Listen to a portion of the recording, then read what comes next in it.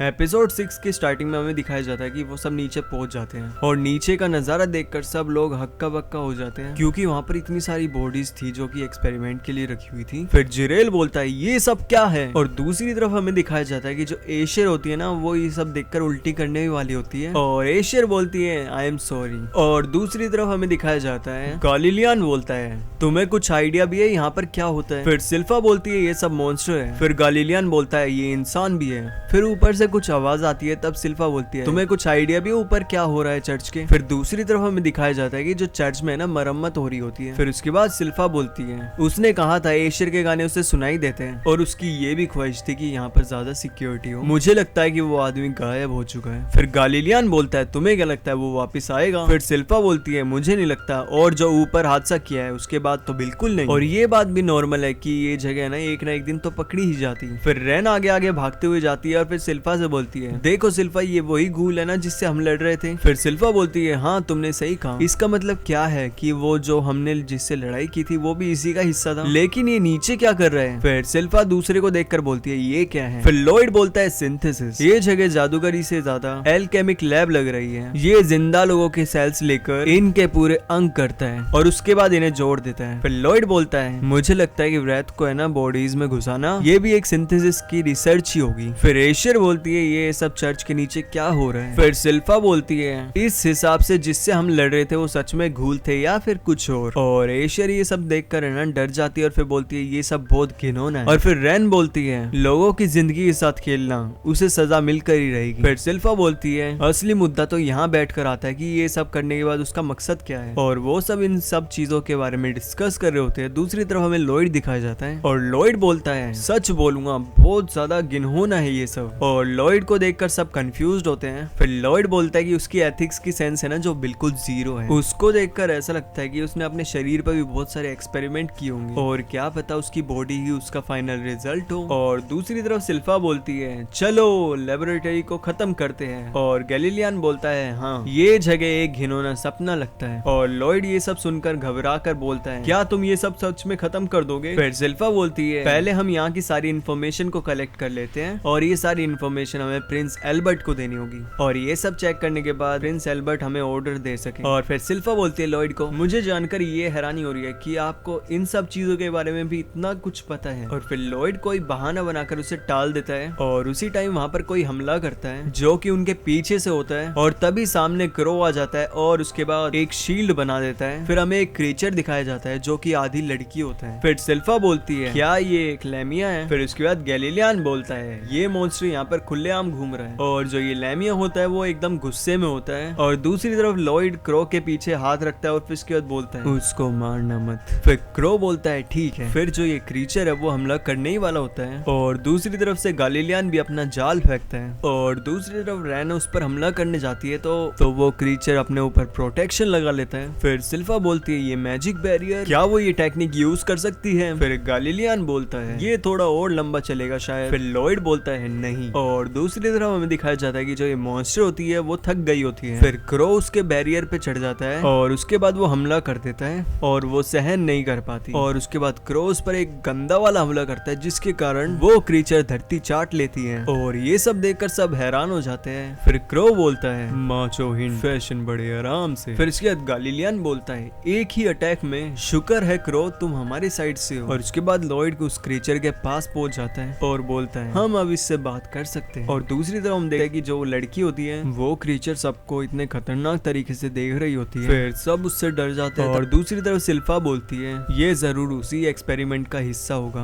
और दूसरी तरफ रैन होती है जो उसको उसके लिए बुरा लगता है और फिर बोलती है ये कितना ज्यादा डरावना है। फिर इसके बाद एशियर उसके पास जाती है और फिर इसके बाद बोलती है तुम्हें डरने की कोई जरूरत नहीं है क्योंकि सब कुछ है ना जो वो ठीक है। मुझे लगता है कि ये लड़की ज्यादा ही डरी हुई है। फिर एशियर उसके पास चली जाती है जिसकी वजह से वो एक लात मारती है उसको और एशियर को इतना दूर फेंक देती है। और दूसरी तरफ हमें लड़की के अंदर की आवाज सुनाई जाती है जो कि उन्हें सॉरी बोल रही होती है, और ये भी बोलती है कि मेरा इस बॉडी पे कोई कंट्रोल नहीं है, मुझे इस बॉडी को कंट्रोल करना नहीं आ रहा। फिर उसके बाद एशियर बोलती है मैं यहाँ कुछ नहीं कर पा रही। तभी एशियर को सारिया का म्यूजिक सुनाई देता है। आई डोंट नो ये सब कुछ रियल में था या फिर उसने इमेजिन किया था, लेकिन एशियर भी उसके साथ गाना गाने लग जाती है, और उसके बाद एशियर के गाने की वजह से वहाँ पर सब कुछ ठीक होने लग जाता है और वो लड़की भी शांत हो जाती है और उसके बाद वो अपनी बॉडी पे कंट्रोल भी कर पा रही होती है। और उसके बाद एशर उस लड़की के पास जाती है। फिर वो लड़की बोलती है कि मुझे माफ करना, मेरा इस बॉडी पे कोई कंट्रोल नहीं था। फिर उसके बाद एशर बोलती है कोई बात नहीं, मैं समझ सकती हूँ। एशर बोलती है कि चलो दोस्त बनते हैं। और ये सब सुनकर वो लड़की उसके गले लग जाती है और रोने भी लग जाती है। और अगले ही सीन में हमें दिखाया जाता है कि वे सब ऊपर आ रहे होते हैं और वहाँ पर प्रिंस एल्बर्ट भी होते हैं और वो सब ये गुफा को देखकर बहुत ज्यादा शौक में हो जाते हैं। और दूसरी तरफ हमें वो लड़की दिखाई जाती है जो कि बोलती है मुझे माफ करना, मुझे नहीं पता मैं यहाँ पर कैसे आई और मुझे ये भी नहीं पता कि मेरा नाम क्या है, मेरी याददाश्त भी चली गई है। लॉयड बोलता है कोई बात नहीं, मैं तुम्हारी बातें समझ सकता हूँ। फिर इसके बाद लॉयड बोलता है मेरे पास कुछ है तुम्हारे लिए। फिर वो दिखाता है कि जो नीचे लैब में नोट्स थे उसे वो लेकर आ चुका है और लॉयड बोलता है ये सब रिसर्च डाटा है। फिर गैलीलियन बोलता है जब इन्होंने लैब को खत्म करने का सुना तो उन्होंने ये सब रख लिया। फिर एशर बोलती है लॉयड तुम ऐसे ही इसे नहीं देखने दे सकते ये सब। फिर लॉयड बोलता है अगर उसका मन है तो इसे आग भी लगा सकती है, बट यही एक रास्ता है जिससे तुम्हें एक बार वापस इंसान बनाया जा सकता है। फिर लॉयड उसे बोलता है तुम्हारा शरीर इसलिए काम कर रहा है क्योंकि ये माना सिग्नेचर्स का एक कॉम्प्लेक्स कॉम्बिनेशन है जिसे मैं भी समझ नहीं पा रहा, ये सिर्फ तुम ही पढ़ सकते हो। अपनी कंडीशन को कंपेयर करके अपने शरीर को वापस इंसान में बदलने के लिए तुम ही ढूंढ सकते हो ये सब, और उसे भी खत्म करो जो तुम्हारे लिए ट्रॉमा था, ये तुम्हारी एक चॉइस है। फिर उसके बाद वो लड़की सामान उठाकर बोलती है शुक्रिया, मुझे क्या करना है। और ये सब देखकर एशर इमोशनल हो जाती है और यहाँ से चली जाती है। फिर इसके बाद गैलीलियन बोलता है ठीक है फिर हम जितना मदद कर सकते हैं उतना करेंगे। फिर क्रो बोलता है ये बात यहाँ तक आ चुकी है तो चलो तुम्हें एक नाम देते हैं। फिर वो सब बोलते हैं प्रिंस लॉयड, प्रिंस लॉयड आप एक बढ़िया सा नाम दीजिए। और भाई लिटरली बताऊंगा जो लॉयड ने लैमिया सुना था ना और उससे ही मिलता जुलता उसने नाम रख दिया लैमी। फिर दूसरी तरफ हमें एशर दिखाई जाती है जो कि भागते हुए जा रही होती है और बोलती है क्या वो महल पहुंच गई है,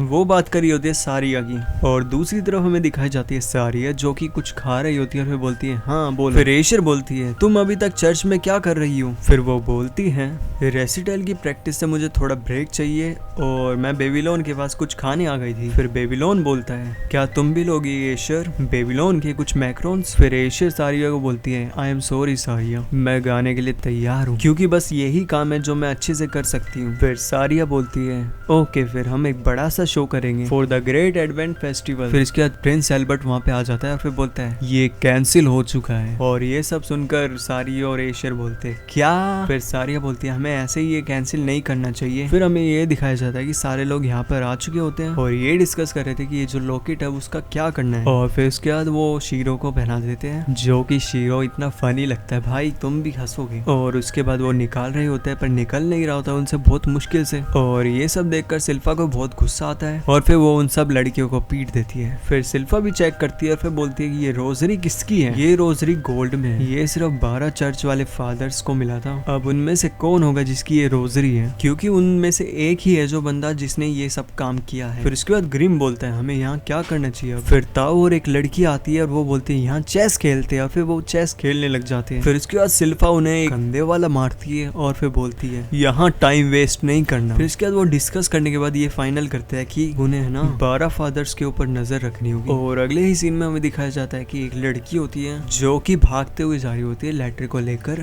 तभी हमें एक लड़की दिखाई जाती है जो कि बोलती है रुको ये लेटर में क्या है। फिर उसके बाद वो बोलती है कि ये प्रिंस एल्बर्ट का मैसेज है। फिर जो वो पट्टी वाली लड़की होती है वो बोलती है मुझे देखना है इसे। फिर उसके बाद वो लड़की बोलती है मुझे संदेशा दिया गया है कि ये सिर्फ है ना मुझे उनके पास ही देना है। फिर वो पट्टी वाली लड़की उसे छीन लेती है और उसके बाद वो पढ़ने लग जाती है और उसको पढ़कर वो खुश होकर आगे चली जाती है। और उसके बाद वो अपने सीक्रेट रूम में जाती है। फिर वो रूम के सेंटर में आने के बाद जमीन पे 3 बार टैप करती है जिसके बाद जमीन से एक गेट खुलता है। फिर दिखाया जाता है कि यहाँ पर पेस्टर होता है। फिर वो लड़की बोलती है ये लेटर सेकंड प्रिंस की तरफ से पॉप के लिए है, वो चर्च की जगह को देखना चाहता है, पॉप और बिशॉप्स अलग अलग ग्रुप्स में हो। फिर पेस्टर बोलता है हाँ समझ गया, लगता है ये जानकारी उस आर्टिफिशियल लेमिया से मिली होगी है ना। फिर उसके बाद वो लड़की बोलती है हाँ कुछ ऐसा ही, और जो अंडरग्राउंड फैसिलिटीज थी वो सेकंड प्रिंस के हाथों खत्म कर दी गई। लेकिन लेटर के अंदर जो लिखा हुआ है उस हिसाब से लगता है कि उन्हें ज्यादा कुछ नहीं पता। फिर उसके बाद पेस्टर बोलता है सिविल वॉर का तो नामो निशान ही मिटा दिया गया, सिर्फ उसका एक हाथ ही बचा हुआ है। मान भी लो उसकी असली मौत लुआ मैक्सिमा से हुई है जो कि मैंने उसे खिलाई थी, लेकिन जो उसका बाया हाथ था उसे पहले ही काट दिया गया था। लगता है उसका सामना किसी ऐसी ताकत से हुआ जो कि इतनी तेज थी कि वो पलट कर वार भी नहीं कर पाया। और रही ये बात कि ये चीज क्या साथ ही लगता है हमने एक बड़ा सच अब तक अनजाने में नजरअंदाज कर दिया। लेकिन अब इस वक्त सेकंड प्रिंस जो भी चाल चले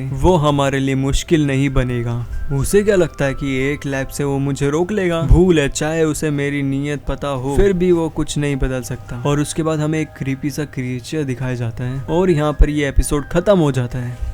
एपिसोड की स्टार्टिंग में वे सब चर्च के पास पहुंच जाते हैं और जो 12 बिशॉप्स होते हैं उनको भी वहाँ पे पॉप गिटेंस बोलते हैं। आज हॉलीडे है जहाँ हम अपने भगवान के आगमन का जश्न मना रहे हैं, तो आइए हम इंश्योर करते हैं ये फेस्टिवल एकदम सफल हो। फिर सिल्फा बोलती है हाँ, चाहे ये बारिश कितनी भी बदनसीब हो। फिर वो फादर बोलते हैं शायद ये मेरी ही गलती हो। फिर उसके बाद फादर बोलते हैं मुझे तो डर है ये बारिश मेरा हमेशा पीछा करती है। फिर सिल्फा बोलती है मुझे तो इस बात का डर है कि आपका जो वो आपका वेलकम परेड है वो कैंसिल हो जाएगा। हर एक चर्च के अलग अलग हिस्सों की जांच होगी और हमारी टीम के मेंबर्स आपके गार्ड के तौर पर रहेंगे साथ। फिर एक गंजे फादर होते हैं वो बोलते हैं पर बताओ तो सही हम होलीनेस से अलग क्यों हैं? फिर दूसरे फादर बोलते हैं ये सब प्रिंस एल्बर्ट की योजना का हिस्सा है ताकि हमें बचाया जा सके। शायद जिस आदमी ने उन फादर पर अटैक किया था लगता है वो कुछ हद तक मेजोथिस्ट था। शायद इनका यही प्लान है, जब हम साथ नहीं होंगे तो हमें सुरक्षित रखना आसान होगा। फिर सिल्फा बोलती है हाँ। फिर ताओ मन में सोचती है इन्हें ये नहीं बताएंगे हम कि असल में जो इनके बीच में मॉन्स्टर छुपा हुआ है उस पर नजर रखनी हमें। फिर सिल्फा बोलती है चिंता मत करिए, हम आपकी सुरक्षा का पूरा ध्यान रखेंगे, अब अपनी गाड़ी में बैठ जाइए। फिर जो गार्ड होते हैं वो बोलते हैं योर होलीनेस आप यहाँ पे आइए। फिर उसके बाद सब बैठने लग जाते हैं। फिर सिल्फा बिशॉप एनास्टेसिया को बोलती है मैं आपके साथ रहूंगी और आपकी देखभाल करना मेरा फर्ज है। फिर दूसरी तरफ हमें दूसरे फादर दिखाए जाते हैं जो कि बोलते हैं ये सब मुझे पसंद नहीं है, मुझे गार्ड की जरूरत नहीं है। अगर कोई पागल होगा ना जो मुझ पर अटैक करने आया तो मैं उसके पीछे लात मारकर उसे भगवान के पास पहुंचा दूंगा सीधा। फिर उसके बाद दूसरे फादर बोलते हैं मर्दों का काम बकबक करना नहीं होता, असली खेल तो ये है अपनी बैक के साथ कम्युनिकेशन करने का। फिर जो दूसरा फादर होता है वो बोलता है ये तुम क्या कह रहे हो, अरे बैक का तो मुंह ही नहीं होता। फिर वो फादर बोलते हैं इसी वजह से तुम बेवकूफ हो। फिर वो वाला बंदा बोलता है तुम्हारी इतनी हिम्मत कैसे हुई मुझे पागल बोलने की।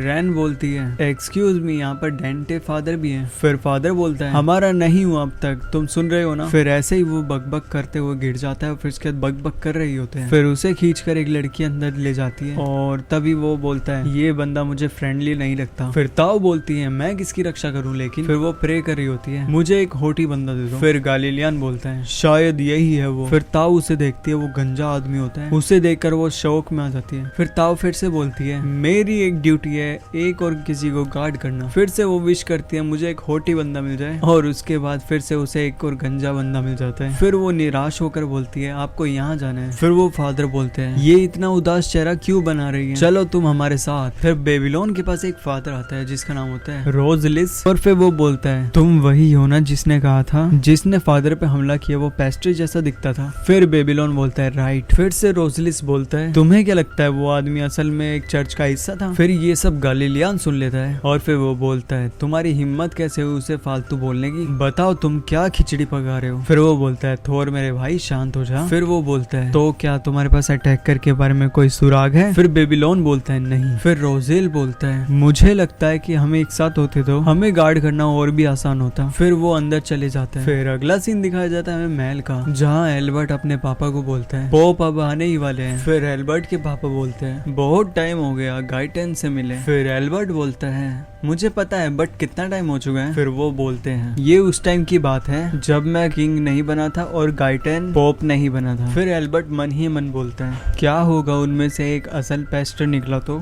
मैं तो होप कर सकता हूँ कि ऐसा कुछ ना हो। फिर उसके बाद गार्ड आता है और बोलता है प्रिंस एल्बर्ट वो यहाँ पहुंच चुके हैं। फिर वो नीचे एल्बर्ट जाकर बोलता है मुझे खुशी है आपसे दोबारा मिलकर। फिर उसके बाद वो फादर बोलते हैं अरे तुम तो बहुत बड़े हो गए हो। तभी देखते हैं कि है ना जो एल्बर्ट के पापा होते हैं वो एकदम से बाहर आते हैं और फिर बोलते हैं गिटेन। फिर वो बोलते हैं सुना था तुम आने वाले हो तो मैंने अपना शेड्यूल चेंज कराया, मुझे लगा कि तुम मेरी बेटी से मिलने आए हो रेसिटल पर, और हाँ मेरी बेटी मुझे पसंद है, चाहे कभी भी मेरा नाम गलत लो। फिर उसके बाद गिटेन बोलता है तुम्हें उस पर गुस्सा नहीं आता। फिर वो और भी बातें करने लग जाते हैं। तब प्रिंस एल्बर्ट बोलते हैं क्या हम और बातें अंदर कर सकते हैं। फिर अंदर जाने के बाद प्रिंस सोचता है मन ही मन फेस्टिवल के अंदर वेपन्स माना है, सुनने में लगता है सेफ है पर असल में। फिर उसके बाद एक पास्ट का सीन आता है। फिर प्रिंस एल्बर्ट अपने पापा को पेस्टर की फोटो देखकर बोलता है, जब दुश्मन फेस शिफ्ट कर सकता हो तो ऐसे रूल का ज्यादा फायदा नहीं, पर आपके दिमाग में कुछ आता है? फिर उसके पापा बोलते हैं, नहीं, सोचना भी मुश्किल है, हालात समझता हूँ, पर अब फेस्टिवल को कैंसिल नहीं किया जा सकता। इन्वेस्टिगेशन के बाद करना और दिन पे सिक्योरिटी अपने हिसाब से सेट कर लेना। अगर कुछ गड़बड़ होती है तो मैं तुम पर यकीन करूंगा। फिर उसके बाद दिखाया जाता है कि ये सब भी अपनी अपनी जगह पे होते हैं। फिर उसके बाद सीन जाता है सिल्फा की तरफ, जहाँ लोग सिल्फा को देख रहे होते हैं। और फिर उसके बाद वो चर्च मदर बोलती है, लगता है तुम्हें मुझसे ज्यादा टेंशन मिल रही है, क्या तुम सोचोगे कि मेड बनने के बजाय क्लोथ्स ज्वाइन कर लो? और ये सब सुनकर सिल्फा स्माइल कर देती है और फिर बोलती है,